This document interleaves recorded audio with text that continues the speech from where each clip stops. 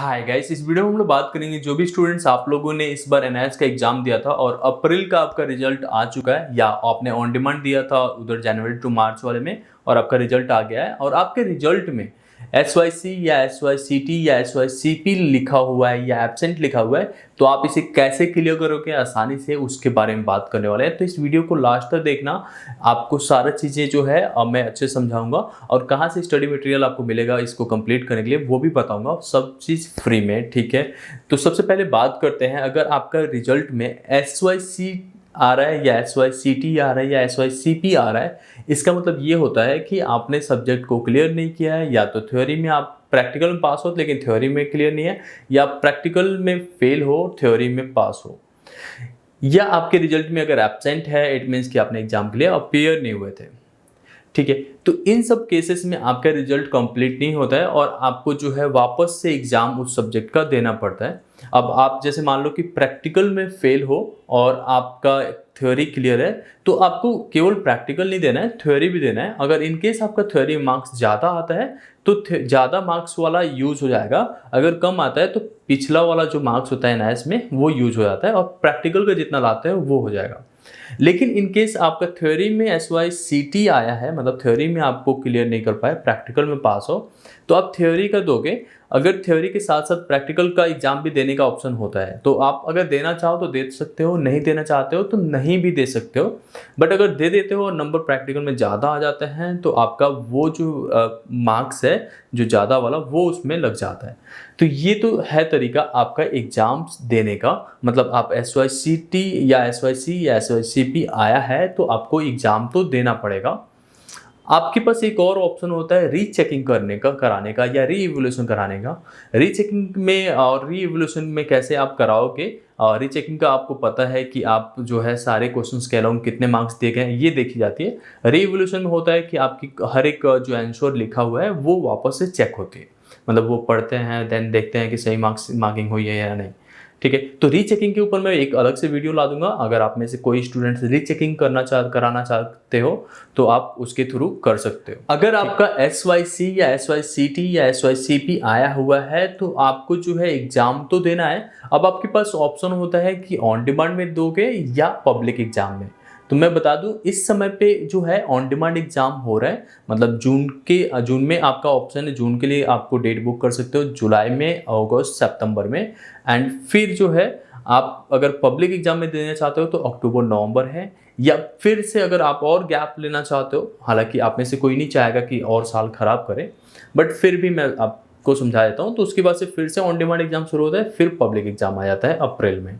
ठीक है, बट आपको क्योंकि साल बचाना है तो इसी समय पे अगर आपका एक सब्जेक्ट में या दो सब्जेक्ट में SYC आया है तो इसी समय आप अपना ऑन डिमांड में डेट बुक कर लो और अपना पढ़ाई स्टार्ट कर लो। कुछ रूल्स मैं आपको बता देता हूँ कि ऑन डिमांड में अगर आपने एग्जाम दे रहे हो तो कैसे क्लियर करोगे। सबसे पहला चीज़ है, फर्स्ट इंप्रेशन जो आपका होता है वो लास्ट इंप्रेशन होता है।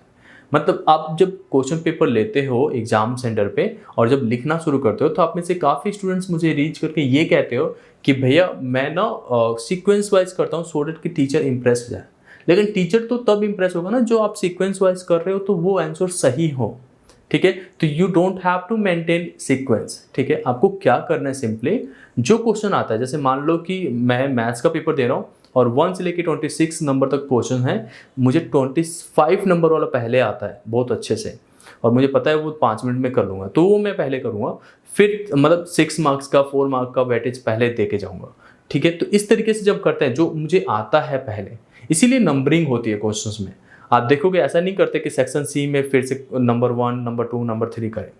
आप जब सेक्शन ए में हो तो 1 2 3 4 5 6 7 8 9 10, देन सेक्शन बी में आते हो तो 11 12 से शुरू करते हैं, इसीलिए कि आप जो है आप सेक्शन ना डालने की जगह पे आप डायरेक्टली क्वेश्चन नंबर भी डालते हो तो वो पहचान जाएगा कि किस क्वेश्चन के अलोंग आपने वो आंसर लिखा हुआ है। ठीक है, तो इस तरीके से आप कर सकते हो। तो आपको मेंटेन क्या करना है, सबसे पहले जो आता है उसे लिखो, एंड देन जब लास्ट में जो चीज़ें नहीं आता है, जैसे बिल्कुल भी नहीं आता है, तो आपने जो भी चीज़ें पढ़ा है, जो भी तैयारी किया है उसमें वो डाल के आ जाओ। मतलब कई बार क्या होता है ना कि टीचर्स जो होते हैं, हम लोग के शुरुआत में इंप्रेशन हमने जो दिया होता है वो इंप्रेशन वो समझते हैं कि लास्ट तक रहेगा। ठीक है। तो अगर कहीं चीज़ें नहीं आता है, लास्ट में आपको कोई क्वेश्चन नहीं भी आता है और आपने बहुत अच्छे से लिखा हुआ है, बहुत ज़्यादा लिखा हुआ है कंटेंट, जैसे मान लो 40 वर्ड्स का वो पूछ रहा था, आपने 60 वर्ड तक लिख दिया है, तो एग्जामिनर जो होता है, जो टीचर होता है, जो चेकिंग कर रहे हैं, वो आपको 1 से 2 नंबर वहाँ पे दे आएंगे, अगर अगर 3 नंबर का पेपर वो है, क्वेश्चन है तो। ठीक है, तो इस चीज़ का ध्यान देना, पेपर में एक भी क्वेश्चन छोड़ना नहीं होता है। आप लोग के क्वेश्चंस क्यों छूट जाते हैं? क्योंकि आप लोग एमसीक्यूज से शुरू कर देते हो, एमसीक्यूज से शुरू करते हो, 10 मिनट का काम होता है और आपने आधा घंटा वहीं बिता देते हो।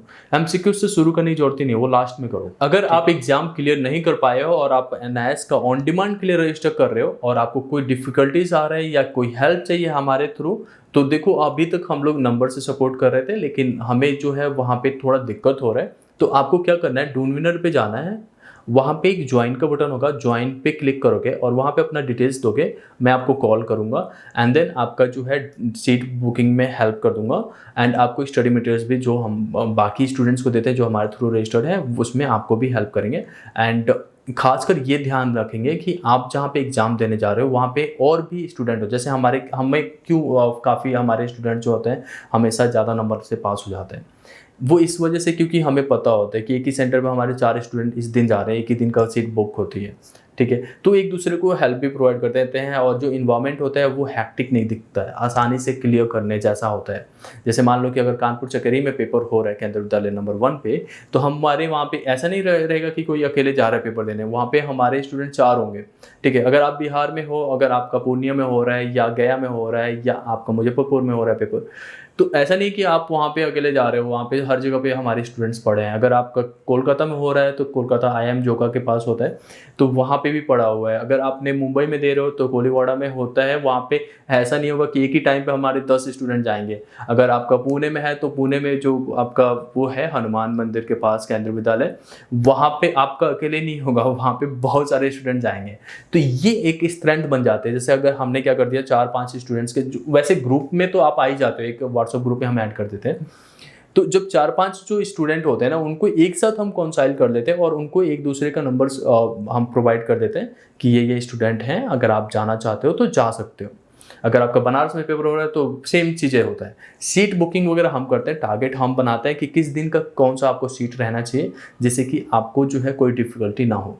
ठीक है, आपके प्रैक्टिकल एग्जाम्स के लिए प्रैक्टिकल फाइल प्रोवाइड करते हैं हम लोग, कैसे लिखना है कि ज़्यादा से ज़्यादा नंबर मिले आपको, प्रैक्टिकल के लिए प्रिपरेशन कैसे करनी है आपका। अगर एग्जाम के लिए प्रिपेयर कर रहे हो तो किन क्वेश्चंस पे ज़्यादा फोकस करना है, क्योंकि देखो आपका एग्जाम आज है तो कल किसी हमारे स्टूडेंट ने पेपर कहीं और केंद्रीय विद्यालय में जाके दे के आए, वो पेपर का जो भी हमें पैटर्न मिलता है तो लाइक आपके साथ हम शेयर करते हैं, तो ये सारा चीज़ें हमारे लिए आसान बन जाता है। अब आपको पता है एनआईएस के ऑन डिमांड एग्जाम में आपको क्वेश्चन पेपर घर लाने के लिए नहीं देते, तो आपके मन में जो क्वेश्चन है वही तो हमें बताओगे ना।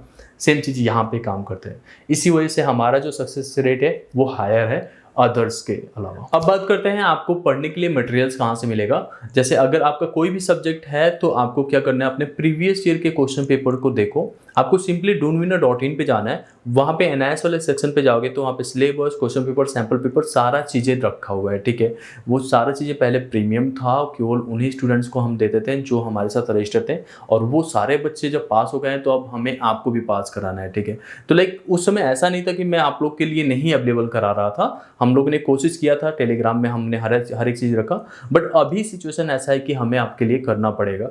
तो आप वहाँ से जाके ये सब चीज़ें फ्री है, आप doonwinner.in सर्च करोगे गूगल पे, doonwinner भी सर्च करोगे तो आ जाएगा doonwinner.in, वहाँ पे जाके एनआईएस वाले पे क्लिक करोगे और एनआईएस पे क्लिक करने के बाद से वहाँ से सारा चीज़ें सैम्पल पेपर और लास्ट ईयर के क्वेश्चन पेपर वगैरह देख सकते हो और उसके अकॉर्डिंग प्रिपेयर करो। ठीक है, आपको ये नहीं कि सारा 11th का सिलेबस कर लिया, 12th का सिलेबस कर लिया, और मैथमेटिक्स के लिए खासकर आपको केवल 12th का ही सिलेबस प्रिपेयर करना है। इवेंट प्रोबेबिलिटी तो आता ही नहीं है एग्जाम में। ठीक है, ये कोई बताता ही नहीं आप लोग को, आप लोग 11th को भी फोकस करने लगते हो, 12th को भी, लेकिन होना तो चाहिए, पता तो होना चाहिए कि एग्जैक्टली पूछा क्या जा रहा है एग्जाम में।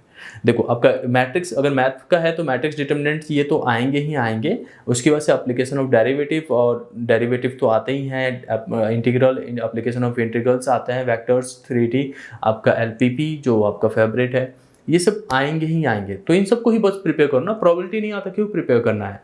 ठीक है। तो इस तरीके से अगर करोगे तो मार्क्स आपके ज़्यादा मिलेंगे, ठीक है। अगर आपने अपना सीट बुक कर लिया है या बुक करा लिया है तो आप अपना प्रिपरेशन स्टार्ट कर लो, जो भी चीज़ें मैंने बताया, जो भी रूल्स बताया वो करो, ठीक है। इन केस अगर आपको कोई डाउट्स आता है तो आप डायरेक्टली कमेंट सेक्शन में हमसे पूछो, हम आपको रिप्लाई जरूर करेंगे और आपको हेल्प जरूर करेंगे, ठीक है। हम चाहते हैं कि आप सक्सीड करो, आपका साल और ख़राब ना हो। आई होप आपको ये वीडियो पसंद आई होगी। Thank you so much.